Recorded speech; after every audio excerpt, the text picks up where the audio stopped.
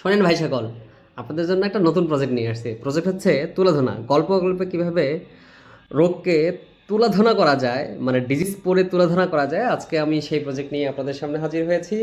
আজকের টপিকস হচ্ছে adult polycystic kidney disease, মানে পলিসিস্টিক কিডনি ডিজিজ। শুরুতেই আসি, আমি নাম যেটা বললাম পলিসিস্টিক কিডনি ডিজিজ, তার মানে কি কিডনিতে অনেকগুলো সিস্ট হয়েছে। পলি মানে অনেক, আর সিস্ট মানে কি ফ্লুইড ফিল্ড ক্যাভিটি। তাহলে কিডনিতে যদি অনেকগুলো ফ্লুইড ফিল্ড ক্যাভিটি থাকে, এটাই পলিসিস্টিক কিডনি ডিজিজ। তা আসলে প্রকৃতপক্ষে কিন্তু এটা একটা মিসনোমার। কেন মিসনোমার? প্রায় 30% কেস পাওয়া যায় যাদের ক্ষেত্রে সিস্ট থাকে লিভারেও, সিস্ট থাকে স্প্লিনে, সিস্ট থাকে প্যানক্রিয়াসে।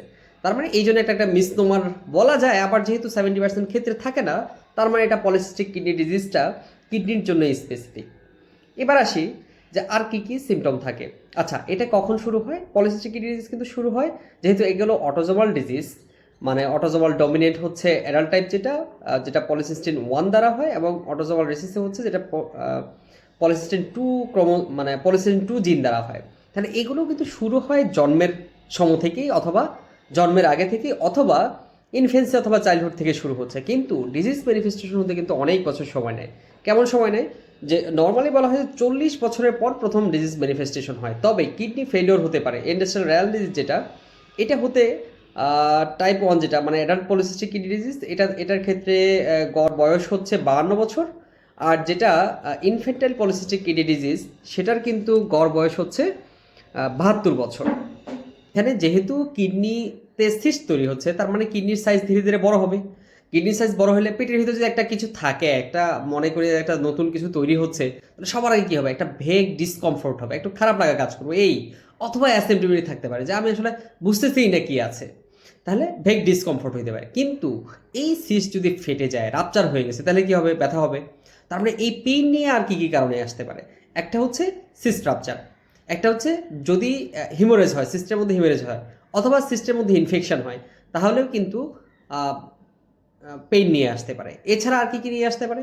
যেহেতু কিডনিতে সিস্ট, তার মানে কিডনির স্বাভাবিক কাজ হচ্ছে না, তার মানে কিডনিতে অক্সিজেন সাপ্লাই ঠিকঠাক পাচ্ছে না, মানে ব্লাড সাপ্লাই পাচ্ছে না। তাহলে ব্লাড সাপ্লাই না পেলে কী হবে? রেনিন রিলিজ হবে, রেনিন রিলিজ হওয়ার কারণে হাইপার টেনশন হবে। তাহলে হাইপার টেনশন একটা ম্যানিফেস্টেশন। কিন্তু এখানে মনে রাখতে হবে যে হাইপার টেনশন ম্যানিফেস্টেশন হলেও এখানে যে প্রোটিন ইউরিয়া কিন্তু থাকে না, মানে নেফ্রোটিক নেফ্রাইটিস সিন্ড্রোমের মতো প্রোটিন ইউরিয়া থাকে না। আবার কি হয়? যেহেতু এখানে একটা রেনাল হাইপোক্সিয়া হচ্ছে, এটার জন্য কিন্তু বেশি পরিমাণে ইরাইথ্রোপয়েডিন তৈরি হয় কিডনি থেকে। এই ইরাইথ্রোপয়েডিন কী করে? ইরাইথ্রোপয়েডিন পলিসাইথেমিয়া করে। তাহলে নেক্সট প্রশ্ন চলে আসতে পারে যে তাহলে অ্যাডাল্ট পলিসিস্টিক কিডনি ডিজিজে রেনাল ফেলিওর হয়, তাহলে রেনাল ফেলিওরের কারণে কিন্তু যেহেতু এনিমিয়া হয়ে যায়, আপনারা সবাই জানেন যে এনিমিয়ার অনেকগুলো কারণ আছে। আমি সেটাকে আরেক দিন তুলাধনা করতে চাই, আজকে এটার আলোচনা করব না। তবে যেহেতু মানে এনিমিয়া হয়, তাহলে এখানে একটা সাংঘর্ষিক তথ্য চলে আসলো যে পলিসিস্টিক কিডনি ডিজিজে একদিকে এনিমিয়া হচ্ছে, না একদিকে রেনাল ফেলিওরের জন্য এনিমিয়া হচ্ছে, আবার পলিসিস্টিক কিডনি ডিজিজে পলিসিথেমিয়া হচ্ছে।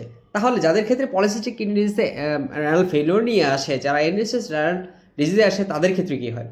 তাদের ক্ষেত্রে অ্যানিমিয়া থাকে। কিন্তু সেই অ্যানিমিয়া যে যতটুকু সিকেডি হওয়ার জন্য, ক্রনিক কিডনি ডিজিজ যতটুকু হওয়ার জন্য অ্যানিমিয়া যতটুকু হওয়ার দরকার, তার চেয়ে কম হয়। মানে অ্যানিমিয়া হয় কিন্তু পরিমাণে সিভিয়ারিটি কম থাকে। আর কি হতে পারে? এছাড়াও কমপ্লিকেশন নিয়ে আসতে পারে, কমপ্লিক থাকতে পারে। একটা হচ্ছে যে সিমটোমেটিক হইতে পারে, তার মধ্যে একটা হচ্ছে ভেগ ডিসকমফোর্ট, একটা অ্যাবডোমিনাল পেইন, তারপরে হাইপার টেনশন, পলিসাইথেমিয়া, হ্যামাচুরি নিয়েও কিন্তু আসতে পারে। সাধারণত এখানে হ্যামাচুরি কোন ধরনের হ্যামাচুরিয়া হয়? নন ভিজিবল হ্যামাচুরিয়া। তবে কিছু কিছু ক্ষেত্রে ভিজিবল হ্যামাচুরিয়াও হতে পারে। আর কি হইতে পারে? আর এন্ডোস্টেস রেনাল ডিজিজের যে সিমটমগুলো আছে সেই সিমটম নিয়ে আসতে পারে। কিন্তু এখানে অ্যাসোসিয়েশন কিছু থাকে, মানে এগুলো হচ্ছে সরাসরি ম্যানিফেস্টেশন, কিন্তু কিছু সিস্টেমিক সিমটম আসতে পারে। সেই সিস্টেমিক সিমটমগুলো আসলে কী কী? আচ্ছা, সিস্টেমিক সিমটমগুলোর মধ্যে হচ্ছে একটা হচ্ছে যে ব্যারিয়ানিউরিজম, একটা কমন অ্যাসোসিয়েশন, ব্যারিয়ানিউরিজম। তাহলে ব্যারিয়ানিউরিজম হলে রোগীরা কি হয়? রাপচার হয়ে স্ট্রোক হতে পারে। তাহলে একজনের অ্যাডাল্ট পলিসিস্টিক কিডনি ডিজিজ তার আছে, কিন্তু যেহেতু অ্যাডাল্ট পলিসিস্টিক কিডনি ডিজিজ সহজেই নির্ণয় করা হয় না, আগে থেকে জানা যায় না, কিন্তু তার যদি অ্যাসোসিয়েশন ব্যারিয়ানিউরিজম থাকে, তাহলে সে স্ট্রোক নিয়ে আসতে পারে। নাম্বার 2 হচ্ছে যেটা আগেও বলেছিলাম যে cyst misnomer, polycystic kidney disease একটা মিসনোমার, মানে লিভারে সিস্ট থাকতে পারে, তারপর হচ্ছে প্যানক্রিয়াসিস সিস্ট থাকতে পারে। হ্যাঁ, তাহলে একটা হচ্ছে তাহলে সিস্ট, একটা ব্যারিয়ানিউরিজম, আর কি ম্যানিফেস্টেশন আসতে পারে? একটা হচ্ছে হার্টে কি থাকতে পারে? হার্টে হচ্ছে এখানে mitral regurgitation, mitral valve prolapse হয়। মাইট্রাল ভালভ প্রলাপস হওয়ার কারণে কি হবে, যে এখানে মাইট্রাল রিগার্জিটেশন হতে পারে, অ্যাওর্টিক রিগার্জিটেশন কিন্তু হতে পারে। আর তাহলে কিডনিতে কি হয়? কিডনিতে তো অ্যাকচুয়ালি যদি কিডনি ডিজিজ এগুলোর ম্যানিফেস্টেশন তো বলা হয়ে গেছে যে পলিসাইথেমিয়া হবে, হাইপারটেনশন এগুলো হতে পারে। তবে সিস্টেমের মধ্যে একটা হচ্ছে লিভার, একটা হার্ট, একটা হচ্ছে অ্যাবডোমেন। অ্যাবডোমেনে কী হয়? অ্যাবডোমিনাল হার্নিয়া হতে পারে। এবার আসি যে ইনভেস্টিগেশন কী করবো। ইনভেস্টিগেশনের ক্ষেত্রে সবচেয়ে গুরুত্বপূর্ণ হচ্ছে ফ্যামিলি স্ক্রিনিং। কেন ফ্যামিলি স্ক্রিন? আচ্ছা, তার আগে বলি যে পলিসিস্টিক কিডনি ডিজিজ যে এতক্ষণ ধরে বললাম যে আমার কাছে রোগী আসলো, আমি কেন সন্দেহ করবো পলিসিস্টিক কিডনি ডিজিজ, কেন পলিসিস্টিক কিডনি ডিজিজ? অ্যাকচুয়ালি অধিকাংশ পলিসিস্টিক কিডনি ডিজিজ ডায়াগনোসিস হয় ইনসিডেন্টাল। ইনসিডেন্টাল কি? অ্যাবডোমিনাল আল্ট্রাসাউন্ড করতে চায়, তারপর দেখা যায় যে সেখান থেকে সিস্ট চলে আসছে কিডনিতে। এখন কিডনি সিস্ট মানেই কি পলিসিস্টিক কিডনি? না।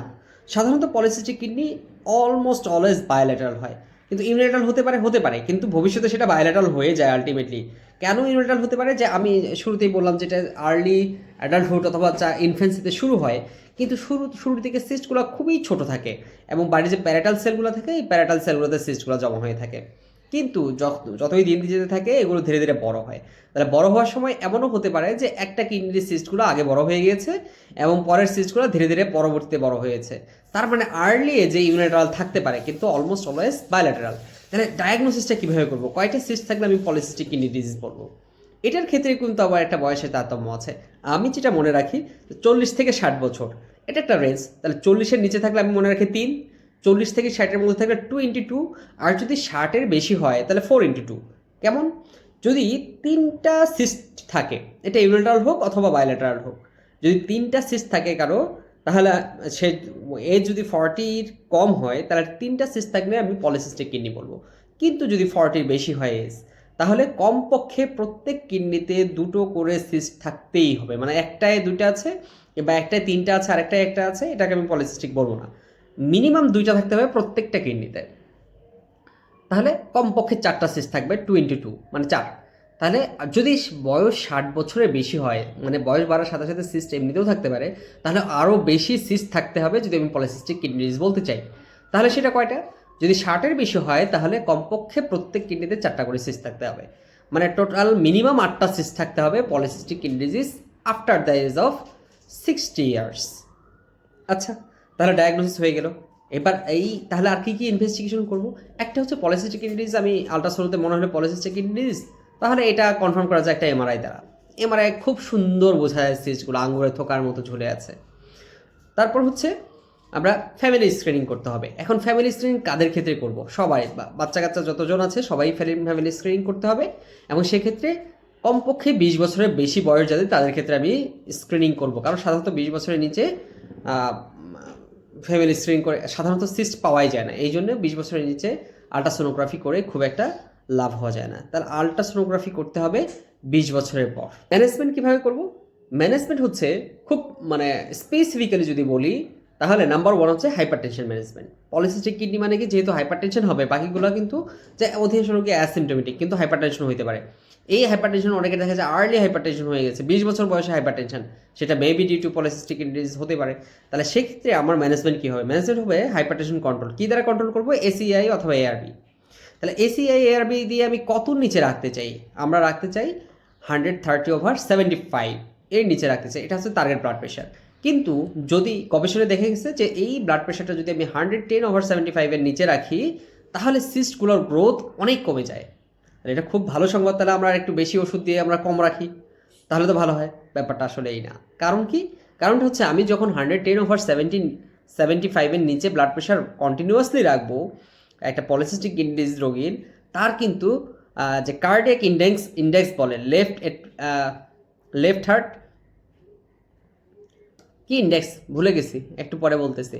তার মানে সোজা কথায়, যে প্রেশার কম থাকার কারণে লেফট হার্টে ব্লাড কম আসে, তার কন্টিনিউয়াসলি লেফট হার্টে যদি ব্লাড কম আসে, তাহলে ভবিষ্যতে এটা কিন্তু কার্ডিয়াক বিভিন্ন ডিজিজ করার সম্ভাবনা থাকে।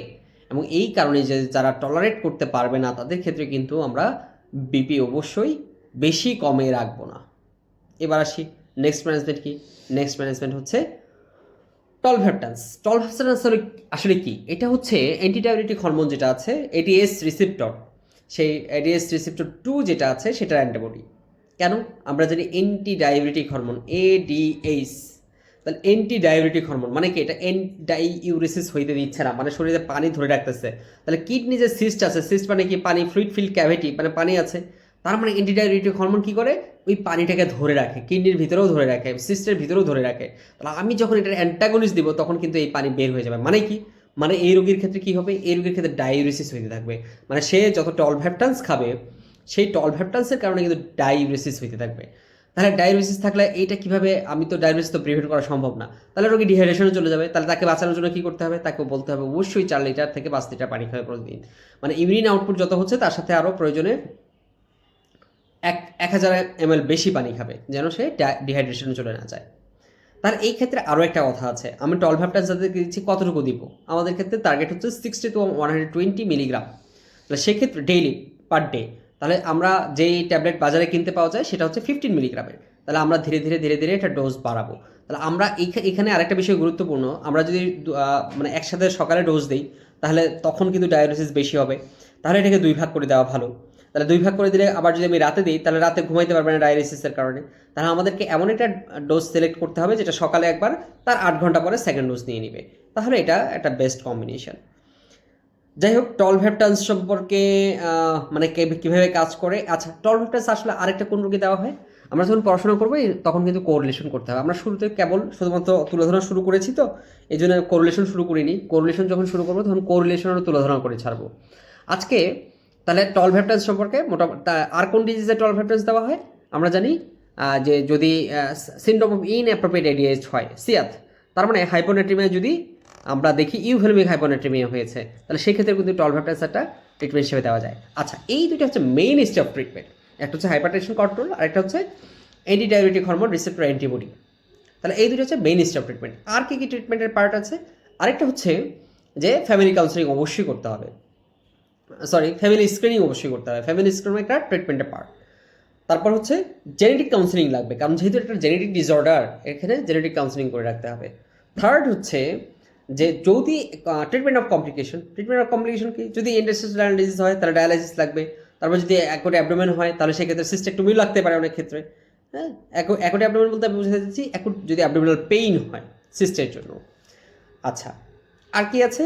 আর এই তো মোটামুটি ম্যানেজমেন্টের মধ্যেই এগুলি মোটামুটি শেষ। এবার আসি যে এর বাইরে মানে পোর প্রগনোসিস কাদের ক্ষেত্রে হতে পারে, কী কী পোর প্রগনোস্টিক ফ্যাক্টর আছে। পোর প্রগনোস্টিকের ক্ষেত্রে আমরা নাম্বার 1 মনে রাখবো সেটা হচ্ছে কিডনি ভলিউম যত বাড়বে তার প্রগনোসিস তত খারাপ হবে। কত বেশি কিডনি ভলিউম যদি বেড়ে যায়, 1500 ml যদি বেশি হয় কিডনির ভলিউম, তাহলে এটা একটা পোর প্রগনোস্টিক ফ্যাক্টর। নাম্বার 2 কি? নাম্বার 2 হচ্ছে যদি family history of early renal disease থাকে, মানে যার অ্যাডাল্ট পলিসিস্টিক কিডনি ডিজিজ আছে কিন্তু তার ফ্যামিলি হিস্ট্রি হচ্ছে early industrial renal disease develop করে, তাহলে এটাও একটা পোর প্রগনোস্টিক ফ্যাক্টর।